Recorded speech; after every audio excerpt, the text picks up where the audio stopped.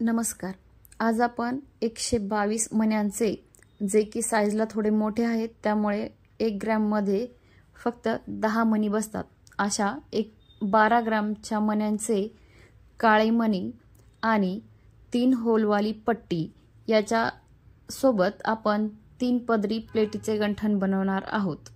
त्यासाठी सगळ्यात आधी तुम्हाला 1 मीटर किंवा त्यापेक्षा थोडासा जास्त दोरा 3 पदर करून घ्यायचा आहे। मागच्या साइडला तुम्हाला तिन्ही पदरामध्ये एकसारखे मणी वळून घ्यायचे आहेत। त्यानंतर एक प्लेट टाकून सोन्याचे 4 मणी किंवा 5 मणी तुम्ही टाकू शकता। मी इथे 4 टाकलेले आहेत। त्यानंतर प्रत्येक पदरात 4-4 मणी टाकून झाल्यानंतर पुन्हा एक प्लेट लावायची आहे। प्लेट लावून झाल्यानंतर एका विशिष्ट प्रमाणात किंवा एका विशिष्ट मापात तुम्हाला काळे मणी टाकायचे आहेत।